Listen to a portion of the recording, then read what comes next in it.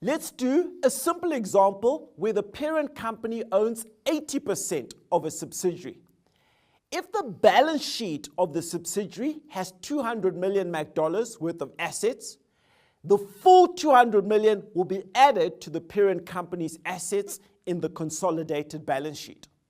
Similarly, if the liabilities of the subsidiary are $100 million, the full $100 million will be added to the parent company's liabilities in the consolidated balance sheet.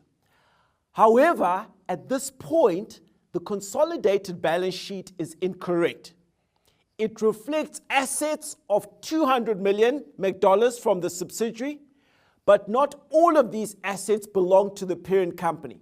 As the parent company, we only own 80% of the subsidiary.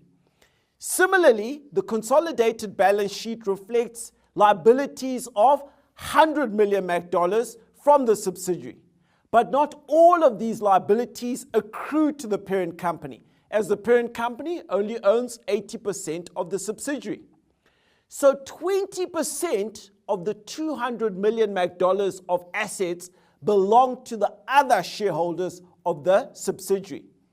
And 20% of the $100 million of liabilities actually accrue to the other shareholders of the subsidiary. In the consolidated balance sheet, you would see a line item called outside shareholders' interest of $20 million in the equity section.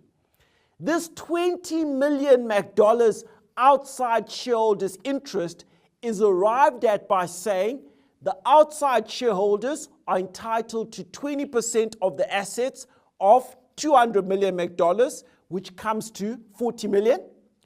At the same time, the outside shareholders are also accountable for 20% of the $100 million in liabilities of the subsidiary. That comes to $20 million.